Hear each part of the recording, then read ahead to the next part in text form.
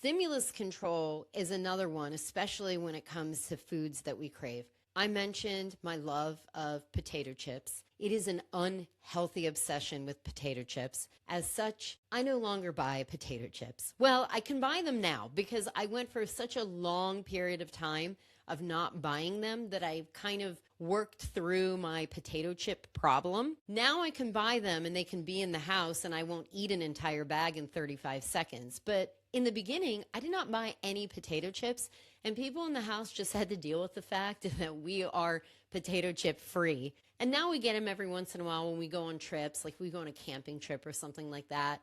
I'll get a bag of some potato chips, and it's fine. Stimulus control is huge. Welcome to No Filter Doctor, where we cut through the health hype, dig into what's real, what's backed by evidence, and what works. I'm your host, Dr. AK. Let's get into it. Hey everyone, thanks for joining me this week. I've realized that every week I come on here and I talk about the evidence for different things, whether it's skincare, our metabolic health, weight loss, whatever. I go through all these different things. And I've never taken the time to talk about how to go about making these changes in each of our lives. Change is hard. We are creatures of habits. We like what we like. We do what we do. And it's really challenging to break from that and do things differently in our lives. So today, I want to talk about how we institute change with different things in our lives. The first thing I want to address is creating time. Something that I hear a lot from my patients is, I don't have time. I bet you do have time. So here's a little exercise that I want you to go through. Now, if you're driving, obviously don't do it. But once you get home, try this exercise and see if it opens up any time for you. We have 168 hours in a week. We are going to need to sleep, and many of us need to work. So automatically subtract the number of hours you sleep and your number of hours of work out of that 168. You are now left with the time that you live. What I would like you to do is write down your entire week. What do? How long is your commute? Who are you taking care of? Where are you going? Do you do any self-care? Are you cooking? Are you cleaning? Are you shopping? Are you driving? All of the things, literally everything that you do in a week, write it down and create a list, basically a catalog of your week. If you need to hit pause to do that, that's fine. Just hit pause. I will be here when you get back. Once you have created that list, set it aside. The next thing I want you to do is answer, what do you want? And by that, I mean, what are your goals? And whatever your goals are, they can't be vague. I like to loosely use the framework of a SMART goal, which is something that is specific, measurable, achievable, relevant, and time-bound. So what you can't say is, oh yeah, I want to get in shape one day. No, there's nothing in there that is measurable. There's no outcome. It's not time-bound. So an example of a goal that I set for myself is I would like my VO2 max to be 40 by the time I'm 50. It's very specific. It's a VO2 max. I have a measurable outcome of 40. I have it time bound because right now I'm 48. I want to be able to do it by the time I'm 50. It's achievable and it's relevant. So it kind of meets all of the criteria of a SMART goal. Make some SMART goals for yourself. Make some of them personal and some of them professional. If you are someone who is in a professional career, you may have some career goals. Some of the items on that weekly list of what you do are going to be very specific work-related items. So you want to make sure that you have these goals set for yourself personally and professionally. So go ahead and take the time and do that. Again, if you need to hit pause, I will be here when you get back. Now you have your list and you have your goals. We are going to critically analyze this list.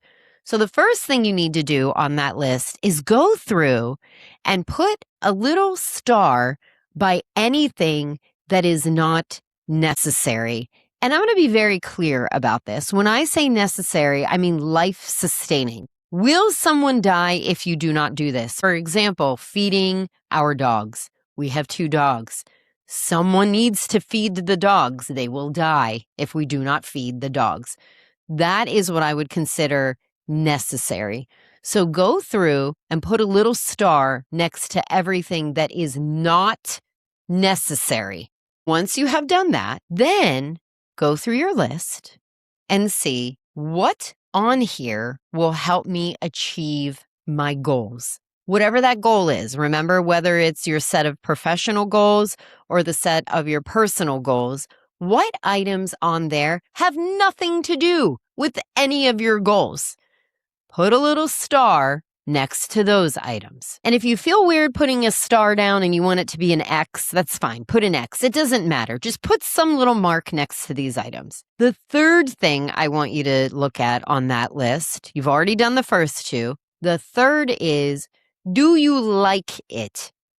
If you don't like it, put a little mark next to it. So now you've gone through this list of everything that you do in an entire week. You have all of your hours accounted for, and yes, some of you are going to add up to an amount greater than 168 hours because we often multitask. You know, we might be cooking dinner while we're doing laundry, while we're helping somebody with homework. So we may be greater than that 168 hours. That's okay. But if you look at all those items, you have a list. Some of those items are going to have 3 stars, meaning it's not necessary, you don't like it, and it has nothing to do with your goals. And my question to you is, why are you doing it? Do you have to be the person doing it? Maybe it's not even something you need to do, and you can just get rid of it. Because when you get rid of it, you open time. There's going to be some things on there that are absolutely necessary, but they don't have anything to do with your goals and or you don't like them. And those are the things that we want to outsource. There are so many different ways to outsource. I will tell you right now, when it comes to items of your household, there are a million different things that are out there. You can get someone to grocery shop for you, clean your house, do your laundry and deliver it. The list is endless when it comes to household things. Same thing with caretaking. There's all kinds of people who can assist with caretaking, whether it's an aging parent, another family member that you love, a child, our fur babies and different pets that we have. There's outsourcing available for that. There's also outsourcing available for work. We can get virtual assistants. The list is very, very broad, and I promise you, a very brief internet search will open a world to you when it comes to outsourcing. And a lot of that has to do with an equation of calculating how valuable you think your time is. Here is a perfect example. When my husband mows the lawn and does everything the way he wants it to be, it takes him about 5 hours. We found somebody who can come do all of that with a whole team of people for $135. $135 for 5 hours of work comes to $27 an hour. And I asked my husband, do you think your time is worth $27 an hour? Can you do something else with that 5 hours that's going to benefit you, bring you joy, add to your health, open up some time for you to do something else that is for you? And the answer was 100% yes for him. Not everyone's going to feel that way. Some of these equations are not going to be that easy to figure out, and it might be a struggle for some people. So I don't want to make it sound like it's, oh, so easy. But that hourly rate that we give ourselves is going to be different based on the other things that are going on in our lives. But I do invite you to do that whenever you are going through these different items. Calculate your hourly rate. What do you think you are worth? And if you can find somebody else to do it for a price that you feel is a really good hourly rate for your time, then that's something to consider. That will open up even more time. The other part of outsourcing that's really important is if you are a perfectionist, you might struggle with this a little bit because you're going to need to embrace the idea that good enough is good enough. Chasing perfection is going to hurt you. And in fact, outside of mathematics with things like absolute zero, perfection doesn't actually exist. This is a human construct that we have created. So we should be able to move beyond that and embrace that good enough is good enough. Okay, so we've gone through our list. We've gotten rid of the things that have 3 X's on them because, like, why are they even happening? The next thing that we looked at is what can we outsource? So now we have a little bit of extra time and we need to protect that time. We need to learn how to say no. Some of us are spectacular at saying no, but some of us are not so great. It just so happens that I have a little script that I wrote that I use, and I'm going to share it with you. So I'm going to read it to you. Ready? Thank you for presenting me with this great opportunity. Unfortunately, I am unable to take on any additional projects at this time, but I do have a colleague that may be a great fit for this opportunity. Now, obviously, I have worded this to kind of fit the workplace, but you could change this to fit your personal life as well, rather than this opportunity. Oh, wow, this sounds so cool.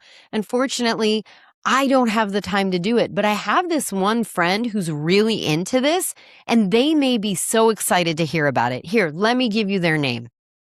Not only did you say no, but you hooked somebody else up to do something that they may like to do. So it's really important when you have the time to preserve that time. With all of this time opening up, now we can make some changes. The one thing I want to erase from all of you is the thought of this go big or go home. When we want to institute change, that is not the way to go. And the American College of Lifestyle Medicine would actually disagree with me on this. Whenever I sat down and I took their boards, one of their concepts was kind of just ripping the Band-Aid off and changing everything all at once. But data shows that that might not be the most successful long-term way to approach change. So I want to introduce a concept. Some of you may have heard of it actually, but it's called the Kaizen concept. Kaizen is the exact opposite of go big or go home, and it actually translates into good change. It originates from Japanese management principles, and the basic overall concept is if you make a bunch of tiny little changes throughout, cumulatively, they will have a profound effect on the final outcome. And we do have studies that have looked at this approach when it comes to improving our health, and they are quite successful. A key characteristic of this principle is not only small changes, but consistent changes. So you make it, it's small, and then you stick with it and you ride it out. Then you can add additional small changes to it. If you are a go big or go home person and that works for you, by all means, keep doing it. I don't want to interfere with what works for you, but for most of us, we cannot sustain go big or go home. We are creatures of habit, and so we have to take the time to create new habits. All right, we talked about time. We talked about Kaizen and the approach to making some changes. Now we're going to talk about readiness for change because that is a very critical step. There's something out there called the trans-theoretical stages of change model. And this is something that I use with my patients all the time to try and figure out where are they on the scale of wanting to make changes. Now, the good news is most of my patients are ready. They're kind of fed up with everything that they've been doing up until now, and they are ready to do the work. So I don't have to put too much effort into this, but I think it's important to talk about it because motivation is a huge factor on whether we are going to be compliant with the changes that we say we're going to make. The stages of the trans-theoretical stages of change model are pre-contemplation, contemplation, preparation, action, and maintenance. I would invite you to explore that model and explore those stages and see where are you and what is it that you need in order to motivate you to move into a stage where you are committed to making some changes to improve your overall health. Sometimes it's just asking, like, what do I want? What do I want to do? Do I want to be around to be one of the wise elders of my family? Do I want to be able to meet a certain level of function? Do I want my brain to be able to function a certain way? And how important are those items to you? Because if they're really important for you to achieve, then that will also help contribute to your motivation of sticking with whatever these changes are that you are trying to make. I think one of the most sustainable ways of making small changes with nutrition is through substitutions.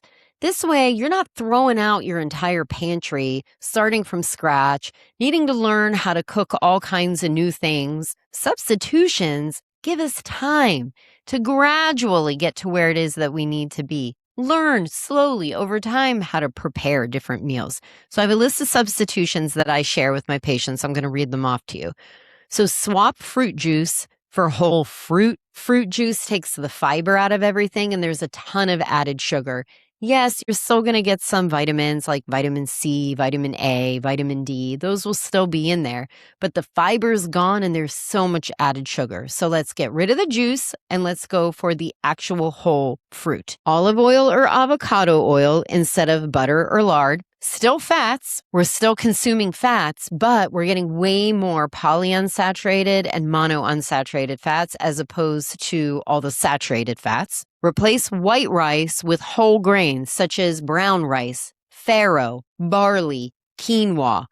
There's so many different whole grains that are out there. All you're doing is swapping a simple starch of white rice to one that is more complex that will have a better effect on glycemic index. Use frozen vegetables instead of canned vegetables. A lot of times those canned vegetables undergo a heating process in order to keep them sterile and keep them safe for consumption. Well, that heating process denatures a lot of the proteins and vitamins that are in the vegetable. So if you go with a frozen form, you are not losing any of those things to heat. One thing that we're doing in my household is we're trying to move a little bit more away from meats and do a few more things that are whole grains and plant-based. So we swapped out 1 serving of meat per week for a meal that doesn't have meat in it. Still highly nutritious, still getting a lot of whole grains, but I've shared with all of you before, my LP(a) is outrageously high. My husband just got his blood work back. His cholesterol is nothing to do a dance over either. So we're swapping out these meats just once a week. Nothing big. We can do that. I can figure out how to make a new meal once a week. And then we have, for the most part, gotten rid of the white potatoes and used sweet potatoes. Listen, my 12-year-old loves clam chowder, and there's no way I can put sweet potatoes in clam chowder. I feel like that would be an abomination. So it's not like we're not eating any of these things anymore. We're still eating things. There are certain things that we eat that somebody might consider unhealthy, but that's fine because I want to be able to enjoy my food and be healthy. I don't want to eat cardboard. So I think if you make these small substitutions over time, you'll see that eventually your eating gets a lot healthier. The other part about making these nutrition changes that's important is if you are currently not getting a ton of fiber in your diet and you just go to eating a ton of fiber all at once, you're not going to react well to that at all. You're going to be bloated. You're going to have a lot of abdominal pain. You might see that you either have diarrhea or you have constipation. So it's another reason why we want to do small changes and gradually ease into these things over time. When it comes to making change in the terms of exercise, one of the biggest things is to dedicate the time. People laugh at me all the time because I'll be like, just to do it for 5 minutes. You're literally doing 0 minutes right now. Do 5 minutes. I get patients who have insulin resistance problems, and I talk to them about the 2 different pathways to utilize glucose and how the insulin one isn't working so great because we got these other things going on. So we got to tap into the other pathway that's not insulin dependent. That's exercise. That's an exercise pathway. And so I'll say to them, go walk for 5 minutes after a meal. You don't need a gym membership for that. I'm not asking you to do a HIIT workout. You're not doing anything for 45 minutes. It's 5 minutes after a meal. If you are doing that for 0 minutes, 0 times a week, do it for 5 minutes, 1 time a week. You might find that you enjoy it and you start doing it more often. Or you might notice, hey, I like how I feel after this. And now you are doing a 5-minute walk after every meal. And then you might say, wow, look, I feel better. My hemoglobin A1C is better. I like this. Let me do a little bit more. And then we start talking about zone 2 exercise, which is not very high intensity at all. It's very sustainable, but it's for longer periods of time. And so now you're dedicating that time. And eventually that time is going to be really important and you're not going to want to sacrifice it at all. You then may advance into some HIIT workouts. You may then decide, I really like resistance training. If you want to do resistance training, just start with the movements. You don't need to do these really, really heavy weights. You don't need to go from 0 to I'm going to put on muscle mass. Let me learn the mechanics of this so that I don't get hurt. I might not use any weights at all and just put my body through the range of motion. Then start with light weights, and then gradually you can get into that progressive resistance training where you are lifting the heavier weights and you are putting on the muscle mass. And at no point here did I say, oh, let's all go get a gym membership. I didn't talk about treadmills. I didn't talk about barbells or dumbbells or any of that stuff, right? We can move and make time for exercise without all of that. I will say, though, if someone has never exercised in their entire life, or they have injuries, they have a bunch of medical problems, there are different kinds of movements that they cannot do, that should be done under the supervision of someone who knows what they're doing, some kind of professional who's trained to teach others. So I don't want to encourage anybody to, make these changes and do it on their own, and then you end up injured or something detrimental happens to you. That is not the goal here. The goal is just to demonstrate that we can do this in small steps. We don't have to go big or go home. Remember Kaizen. We can do that with resistance training, cardio, nutrition, all those things. There are a few other things that I just want to address to help encourage long-term success. So I have a list, and I'm going to go through each of those with you because all of the things that we talked about are valid, but they're not enough. Some of us need a little bit more, and that's what I have on this list. The first thing is self-monitoring. When we keep track of calories or exercise or things like that, we actually write it down.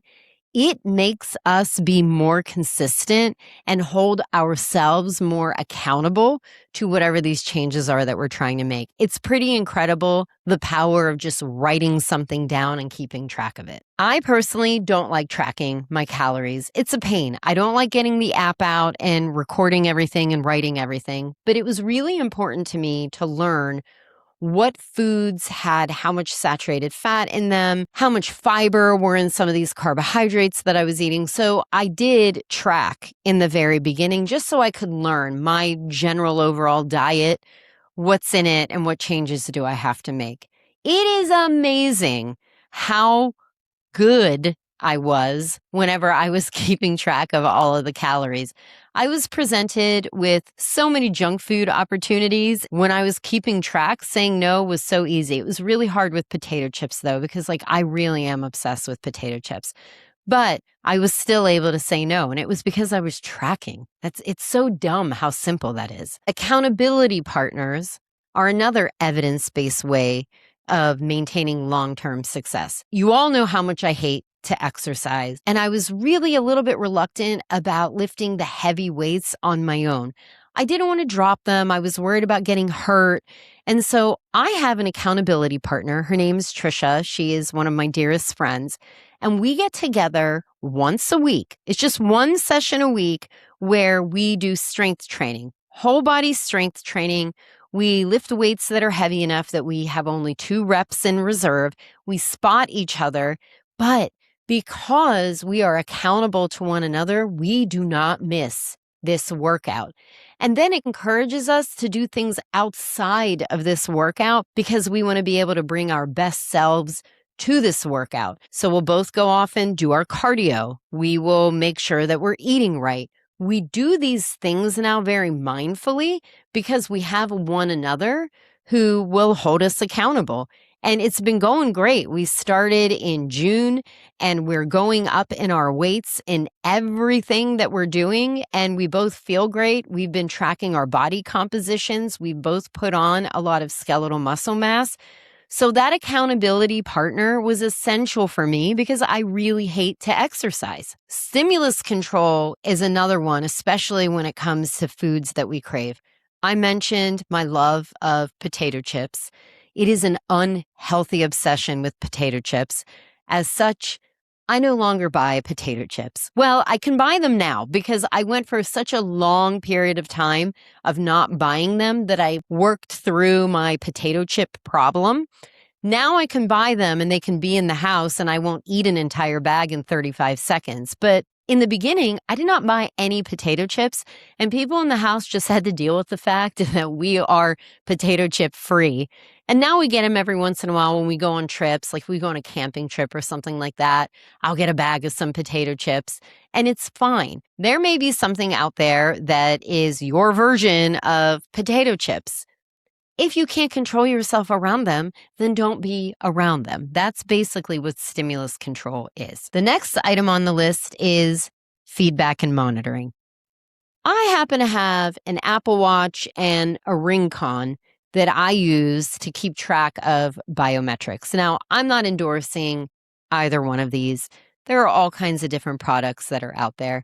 But the reason that I like them is because when I go do something and then in, let's say, 6 to 8 weeks, I follow up on what the metrics are and I see they're better, it encourages me to keep doing what I'm doing. It also gives me information on what's not working. So not only is it really good for my motivation, but it gives me some insights and data point on, maybe that's not what I want to do. And so then I can change some habits, some workout things that I do and make modifications based on that. Once you get going and you're on a roll and you're maintaining these healthy habits, it's important to come up with a plan to protect you from those moments where you might fall back into some of the unhealthy habits. And that's called relapse prevention. So, example here, let's say you are obsessed with buffalo chicken dip and you are going to go to a party at someone's house and you know they're going to have buffalo chicken dip. And the last time you were at an event with buffalo chicken dip, you gobbled it up out of control. Come up with a plan. Prepare yourself. Maybe do some mental imaging of you not eating all of the buffalo dip.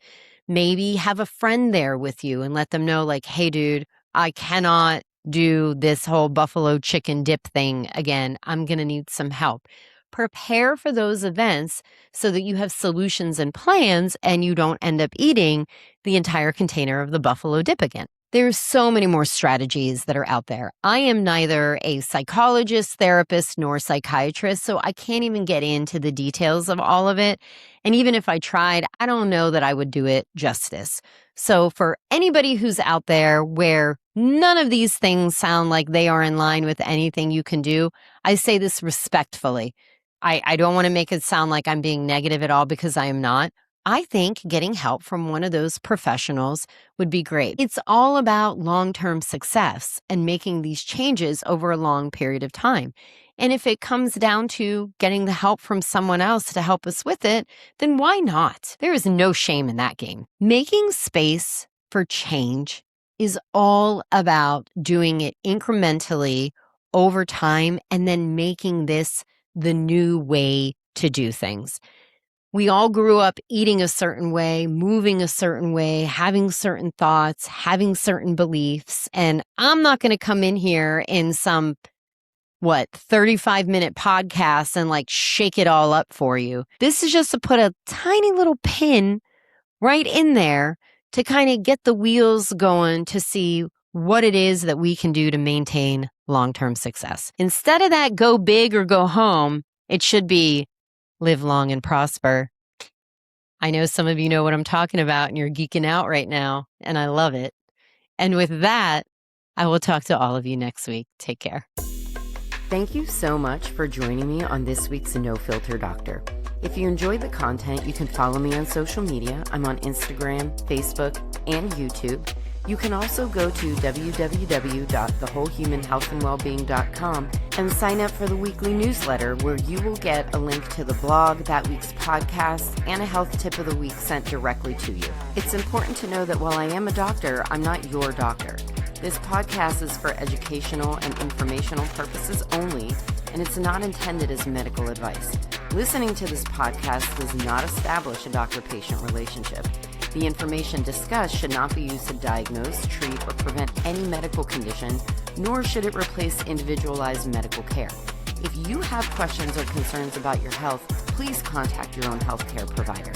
Any decisions to delay or forego a medical evaluation or treatment based on the information discussed in this podcast are made so at your own risk. My only financial disclosure is my medical practice, the Whole Human Health and Wellbeing. Take care, and I'll talk to you next week.